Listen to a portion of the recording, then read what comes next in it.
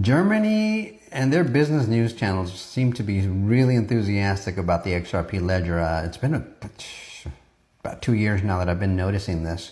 And I mean, they're not the only ones. There are other countries, of course, like Brazil, Singapore, Japan, South Korea.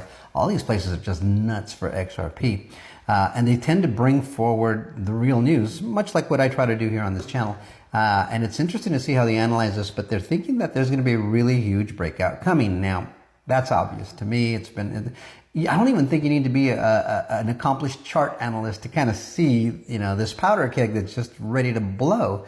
And so he's pointing this out in this chart here. And so I'm going to share this with you, but let's take a quick look. They're saying that breakout zone is at about $3.40. We know that right now XRP is just hovering somewhere around $3.02. And he's thinking that anytime or as soon as we hit that 340 plus, that's going to be the inception of that new breakout. And a new all-time high at $3.90 is coming anytime soon. And yeah, it does look like it's a week or two away maybe. He believes XRP is on the verge of a major breakout that could happen anytime soon. So yeah, I mean, if you just look at the XRP chart, and then you just look at the history of the other bull runs, just kind of look at them. You can see that it's basically just been creating a new floor, so to speak, and it's going to launch from that floor. And that's what you've seen. You've been seeing it ranging right to 270, 290, to whatever, to 315, and it's just kind of been hanging out there for a couple months now, maybe. And that's how it works. That's how these markets tend to work. Some people, I think, are calling it a cup and handle. There's a significance to that because we're on the handle end of it. Here's your cup, and there's just a little cup here, really, handle, if you will. And once it reaches a certain point, that $3.40 mark that he's talking about, because he's not the only one saying that, it's right after that point, somewhere in there, that we just start taking off. And the 390 would be the new all-time high. But then you go into something called price discovery, and that's where the real action starts, right? The real fun stuff. It's like, where will it land?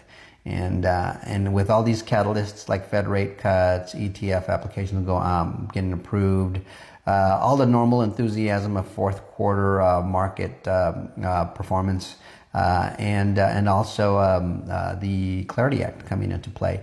Yeah, they're all going to give a lot of oxygen to the crypto markets.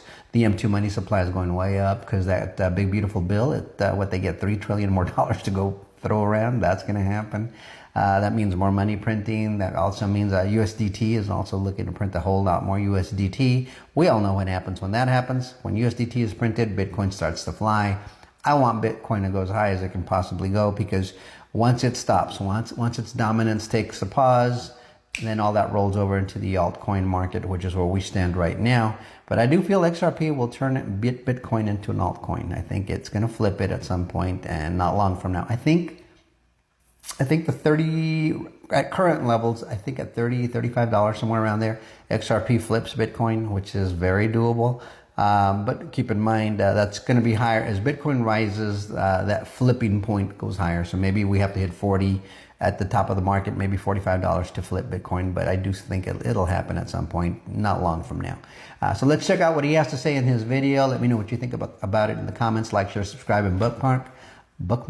We'll see you on the next one. Till next time, adios amigos. Bei XRP, wenn wir das hier als letztes High nehmen, ist es alles Tagesdarstellung. Wer sich das mal in der Wochendarstellung anschauen möchte, der kann sich die letzten Videos anschauen. Ich habe es jetzt mal in der Tagesdarstellung groß rausgezogen, damit wir mal die Schnipsel am Ende dieser Entwicklung sehen. Und da ist völlig klar, auch hier muss man, wo muss der hin? Der muss als nächstes mal diesen Bereich hier rausnehmen. Ja, das sind die $3,40, da muss er drüber auf 3,50 und dann muss er hier drüber und ein neues All-Time-High schreiben, und dann ist die Bewegung nach oben gegeben. Und die zweite Frage, die ich mir stelle,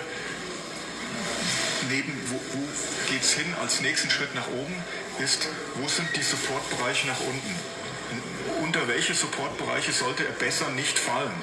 Und auch da könnte man im ersten Ansatz sagen, okay, wenn das ein Low ist, dann sollte es besser hier nicht drunter fallen. Und dann beobachtet man dieses Low, und wenn er auch da drunter fällt und kein neues High schreibt, dann weiß man, es ist eine Trendumkehr da. Und in dieser Granularität